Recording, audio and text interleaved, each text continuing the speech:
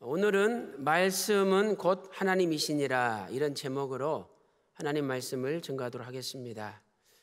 우리가 흔히 사복음서라고 부르죠. 이 사복음서는 마태복음, 마가복음, 또 누가복음, 요한복음을 합쳐서 사복음서라고 부릅니다.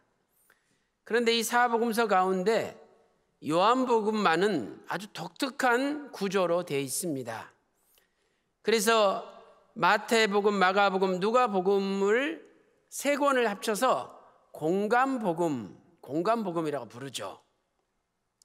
이 공감복음이라는 것은 공통될 공자에다가 볼 관자, 공통적인 관점으로 본 복음이다. 그래서 공감복음이라고 부르죠.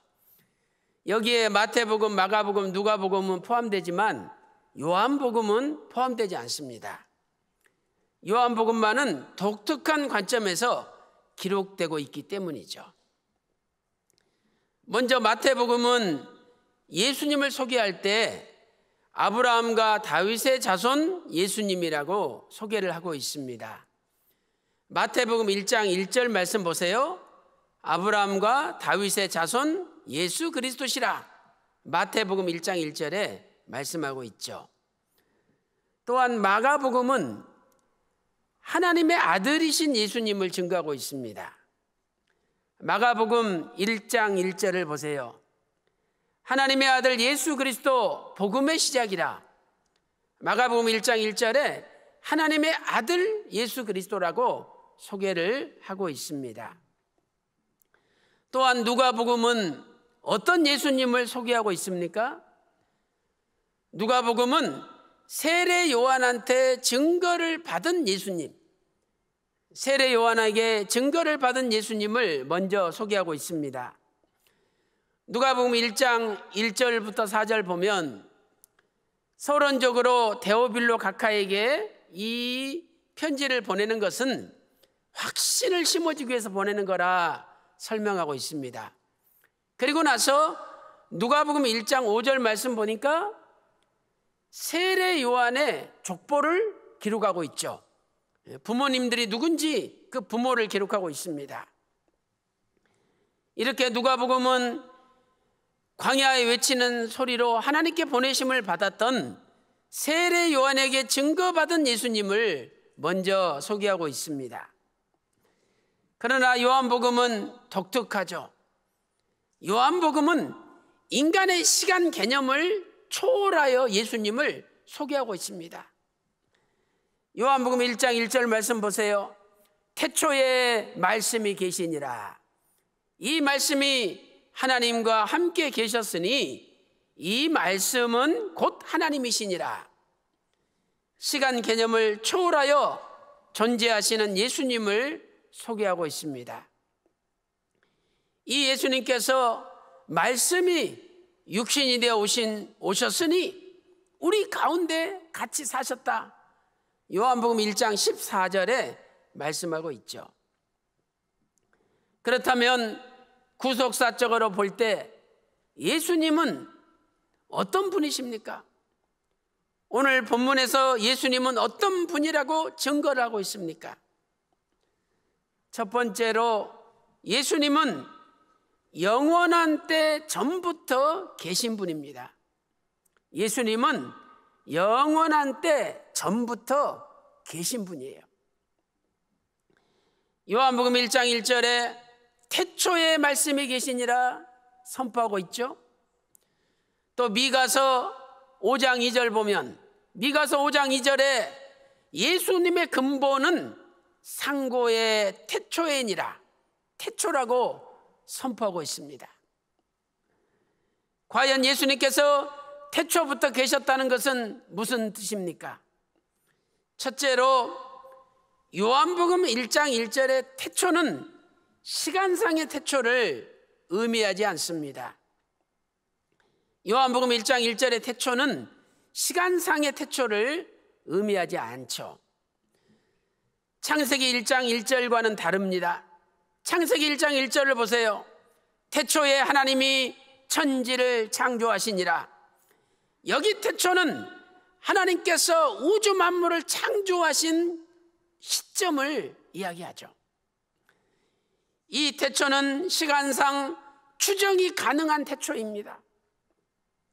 그러나 요한복음 1장 1절의 태초는 시간상으로 추정할 수 있는 태초가 아니라는 거죠. 히브리서 1장 10절 말씀 보세요. 주여 태초에 주께서 땅에 기초를 두셨으며, 히브리서 1장 10절의 태초 역시 창세기 1장 1절처럼 하나님께서 우주 만물을 창조하신 한 시점을 이야기하는 것이죠. 그러나 요한복음 1장 1절의 태초는 영원한 태초, 시간상으로 계산할 수 없는 태초인 것입니다. 두 번째로 요한복음 1장 1절의 태초는 영원한 태초를 의미합니다. 영원한 태초예요. 요한복음 1장 1절에 태초에 말씀이 계시니라. 이 태초는 인간의 시간으로는 측량이 불가능한 영원한 때를 가리키는 겁니다. 이 영원한 태초를 성경은 여러 가지 표현을 통해서 우리에게 알려주고 있죠. 첫 번째로 영원한 태초는 창세전입니다. 창세전. 하나님께서 세상을 창조하시기 전부터 예수님은 계셨다는 거죠. 요한복음 17장 5절 말씀 보세요. 창세전에 예수님께서 하나님 아버지와 함께 영화를 가졌다. 창세전에 아버지와 함께 영화를 가졌다라고 요한복음 17장 5절에 말씀하고 있습니다. 또한 요한복음 17장 24절 말씀 보세요. 창세전에 아버지께서 예수님을 사랑하셨다라고 요한복음 17장 24절에 말씀하고 있습니다. 에베소서 1장 4절 말씀 보니까 창세전에 그리스도 예수 안에서 우리를 선택하셨다라고 에베소서 1장 4절에 말씀하고 있습니다. 두 번째, 영원한 태초는 영원이라는 때를 가리킵니다. 영원한 태초, 영원이라는 때예요. 자, 영원이 뭡니까? 인간의 시간으로 측정이 불가능하죠. 영원은 시공간을 초월하여 끝없이 존재하고 끝없이 지속되는 것을 가리킵니다. 시공간을 초월해서 끝없이 존재하고 끝없이 지속되는 것이 영원이죠. 예수님께서는 영원하신 분입니다. 요한복음 1장 1절에 태초에 말씀이 계시니라. 말씀이 예수님인데 여기 계시니라라는 단어는 헬라어로 미완료형이죠. 이것은 예수님께서는 계속적으로 영원토록 존재하시는 분이라는 것을 우리에게 가르쳐주고 있죠.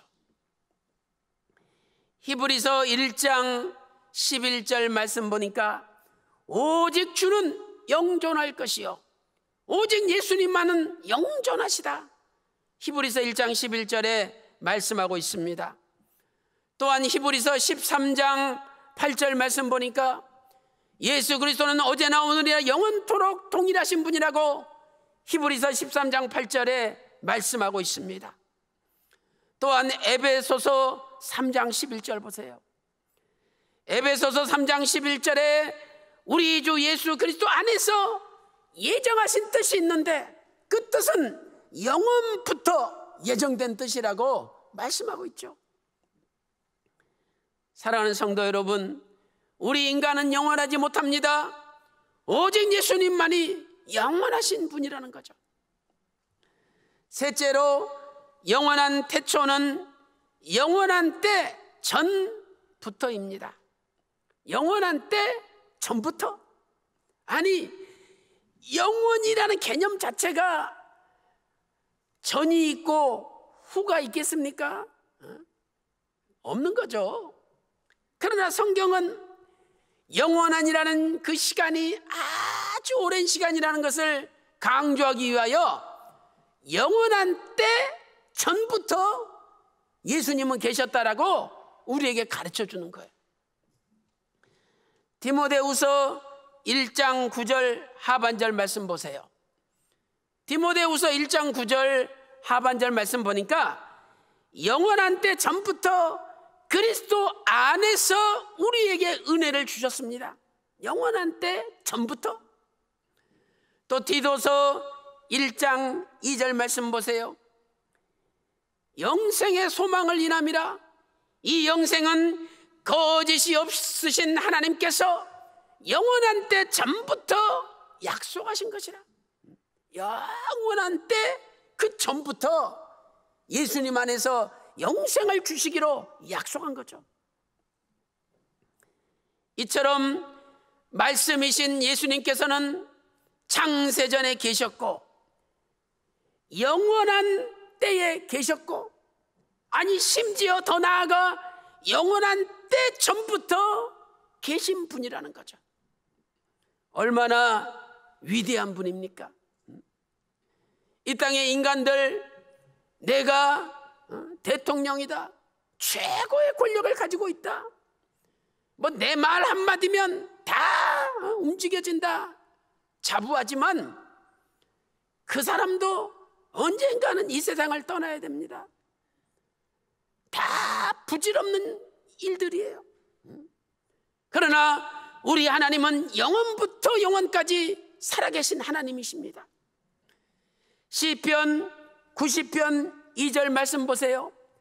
시편 90편 2절에 영원부터 영원까지 주는 하나님이시니이다, 이렇게 말씀하고 있습니다. 오직 예수님만이 영원하신 분이므로 예수님을 믿어야만 우리도 영원한 세계에 들어갈 수가 있는 것이죠. 영원한 때부터, 영원한 때 전부터 계셨던 예수님, 그분은 우리에게 영생을 선물로 주시러 오셨습니다. 이 땅의 삶이 다가 아니라 우리에게는 영원한 생명, 영생이 있는 거예요. 요한일서 2장 25절 말씀 보세요. 우리에게 약속하신 약속이 이것이니 곧 영원한 생명이라. 영원한 생명을 주시러 이 땅에 오셨습니다. 사랑하는 성도 여러분, 오늘도 예수님을 믿고 영원부터 영원까지 존재하시는 예수님 안에 들어가서 우리도 영원한 생명을 선물로 받아 누리는 저와 여러분이 다 되시기를 주님의 이름으로 축원합니다. 큰 두 번째로, 예수님은 하나님이십니다. 예수님은 하나님이십니다. 요한복음 1장 1절에 태초에 말씀이 계시니라. 이 말씀이 하나님과 함께 계셨으니 이 말씀은 곧 하나님이시니라 선포하고 있습니다. 예수님은 말씀이신데 하나님이셨습니다. 그리고 그 하나님이 사람으로 이 땅에 오셨는데 역시 하나님이십니다. 그러나 많은 잘못된 사람들은 예수님께서 하나님이심을 믿지 못하고 예수님에 대한 잘못된 생각들을 가지고 있습니다. 첫째로, 예수님이 하나님의 영을 받은 평범한 사람이라는 주장은 잘못된 것입니다. 예수님이 평범한 사람인데 하나님의 영을 받았다, 이렇게 주장하는 것은 잘못된 거죠. 이 사람들은 예수님은 목수 요셉과 마리아에게서 낳은 평범한 인간이라고 주장을 합니다. 이 예수께서 세례를 받으실 때 예수님에게 하나님의 영이 임하였다, 그래서 그때부터 메시아가 되었다라고 주장을 합니다. 그러나 명백한 잘못된 주장이죠. 예수님께서 평범한 인간이었는데 하나님의 영을 받아 메시아가 된 것이 아닙니다. 예수님은 처음부터 메시아였고 처음부터 하나님이셨습니다. 예수님이 이 땅에 오실 때도 마리아와 목수 요셉의 육체적 관계를 통해서 태어나신 것이 아니라 예수님은 성령으로 잉태되어 이 땅에 오셨습니다. 마태복음 1장 18절 말씀 보세요. 예수 그리스도의 나심은 이러하니라. 그 모친 마리아가 요셉과 정혼하고 동거하기 전에 성령으로 잉태된 것이 나타났더니 말씀하고 있습니다. 요셉조차도 갑자기 자기가 관계도 안 했는데 마리아의 배가 불러오자 깜짝 놀랐죠. 요셉이 의로운 사람이라 가만히 끊고자 있습니다.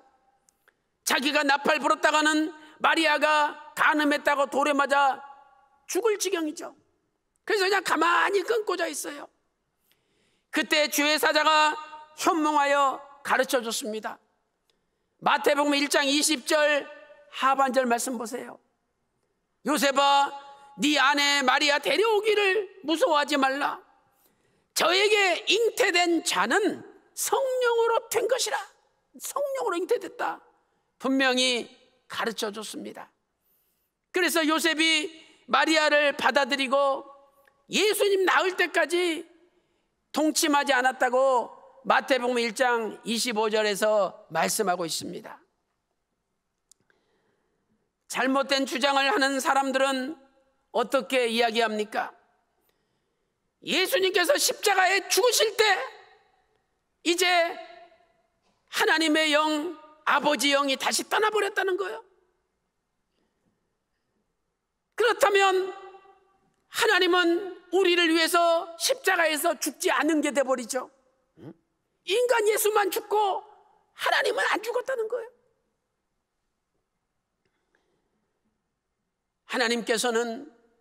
예수님께서는 성자 하나님으로서 분명히 십자가에서 만인간의 죄를 대신 지시고 죽으셨던 것입니다.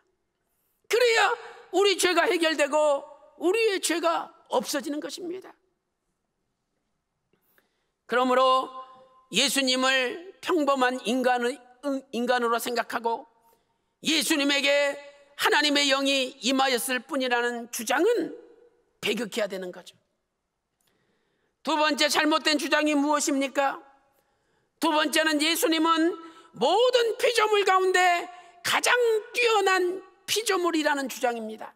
잘못됐죠. 예수님께서는 피조물이 아니라 창조주이십니다. 골로새서 1장 15절 말씀 보세요. 골로새서 1장 15절에 그는 보이지 아니하는 하나님의 형상이요 모든 창조물보다 먼저 나신 자라 말씀하고 있습니다. 그러나 이것은 예수님께서 피조물이라는 뜻이 아니죠. 예수님은 창조주로서 모든 만물을 창조하셨기 때문에 모든 피조물보다 먼저 나신 창조주이시라는 뜻입니다. 요한복음 1장 3절 말씀 보세요. 만물이 그로 말미암아 창조되되, 모든 만물이 그 말씀 예수님으로 말미암아 지은 바 되었다는 거죠. 지은 것이 하나도 그가 말씀이 없이는 된 것이 없느니라. 요한복음 1장 10절 말씀 보세요. 그가 세상에 계셨으며 세상은 그로 말씀이신 예수님으로 말미암아 만들어졌다는 거예요. 또 고린도전서 8장 6절 하반절 말씀 보세요. 고린도전서 8장 6절 하반절 말씀 보니까 예수 그리스도께서 계시니 만물이 그로 예수님으로 말미암아 나았다, 말미암아 다 나왔다라고, 창조되었다라고 말씀하고 있습니다. 사랑하는 성도 여러분, 예수님은 피조물이 아닙니다. 예수님은 창조주이십니다. 우리가 그 예수님을 믿고 이 땅에 살아갈 때에 예수님의 창조의 능력이 우리 가정에도 나타날 줄로 믿습니다. 사랑하는 성도 여러분, 자식들이 내가 원하는 대로 되지 않고 속썩이고 참 살아가는 걸 볼 때 앞날이 캄캄하다 할지라도 낙심하지 마세요. 아무리 자식이 강해도 절대로 부모의 기도를 이기지 못합니다. 부모님께서 믿고 기도하면 언젠가는 자식들이 바꾸어지게 돼 있는 겁니다. 우리가 믿는 예수님은 창조주예요. 예수님께 자식을 맡기면 자식들에게도 창조의 역사가 나타납니다. 세 번째, 예수님이 하나님과 유사한 분이라는 주장 역시 잘못된 겁니다. 예수님이 하나님과 유사한 분이다, 잘못된 거죠. 초대교회에 아리우스라는 사람이 있었습니다. 이 아리우스는 주후 250년부터 336년까지 살았습니다. 그는 예수님은 하나님이 아니지만 하나님과 유사한 능력을 가진 분이라고 주장했습니다. 그가 생각한 예수님은 창조주가 아니라 피조물이었습니다. 창조주와 피조물 사이의 중재자였습니다. 그러나 그가 생각한 중재자는 동일한 본질, 하나님과 예수님이 동일한 본질이 아니라 유사한 본질이라고 주장했습니다.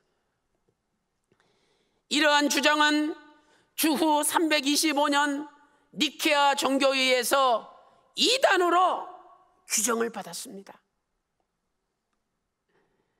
우리는 예수님께서 하나님이심을, 성자 하나님이심을 믿어야 됩니다. 요한복음 10장 30절에 나와 아버지는 하나이니라, 예수님 자신과 아버지가 본질적으로 하나라고 주장하셨습니다. 요한복음 14장 9절에도 나를 본 자는 아버지를 보았다라고 말씀하셨죠.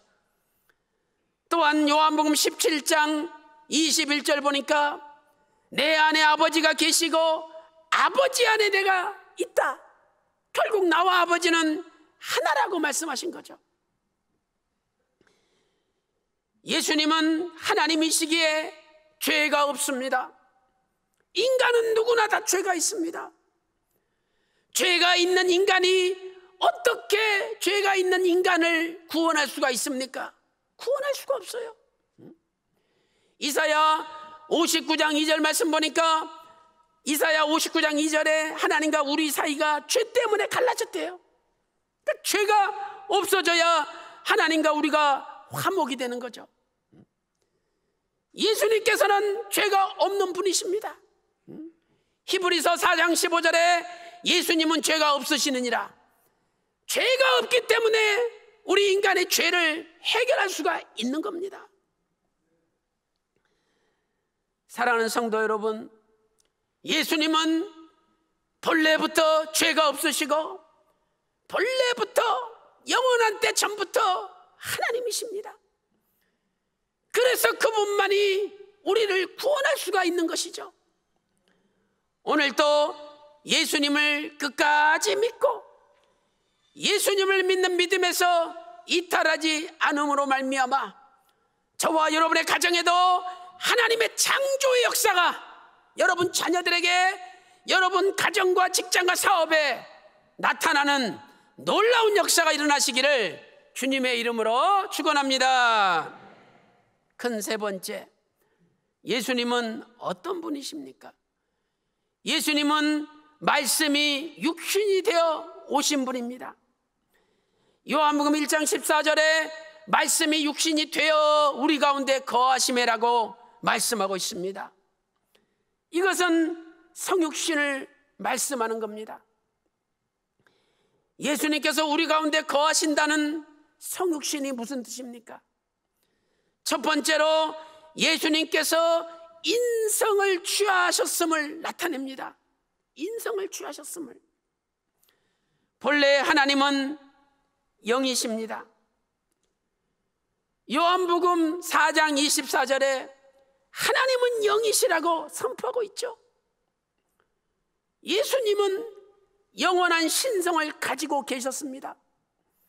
그런데 이 땅에 우리 인간을 구원하시기 위하여 인성을 취하신 겁니다. 어떤 사람이 수영도 못하는데 물속에 빠져서 죽어가고 있습니다.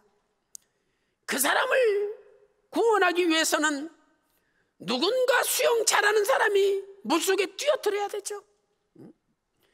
우리 인간은 죄와 사망의 물 가운데 허우적거리며 죽을 수밖에 없는 존재들입니다. 그래서 하나님께서 인성을 취하시고 사람이 되셔서 이 땅에 오신 거죠. 말씀이 육신이 되어 오셨습니다. 빌립보서 2장 6절 말씀 보세요. 그는 근본 하나님의 본체시나, 원래 예수님은 근본 하나님의 본체시래요. 그런데 하나님과 동등됨을 취할 것으로 여기지 아니하시고 오히려 자기를 비워서 종의 형체를 가져 사람들과 같이 되었다라고 빌립보서 2장 7절에 말씀하고 있습니다. 빌립보서 2장 8절 말씀 보니까 사람의 모양으로 나타나셨다라고 말씀하고 있습니다. 하늘 보좌, 거룩한 영광의 보좌를 버리시고 우리 인간을 구원하시기 위하여 낮고 천한 이 땅에 육신을 입고 오신 겁니다. 이것이 하나님의 뜨거운 사랑 아닙니까? 하나님의 먼저 사랑이죠. 우리는 늘 이 먼저 사랑에 감사 감격하며 살아야 되는 것입니다. 두 번째, 우리 가운데 거하셨다는 건 무슨 뜻입니까?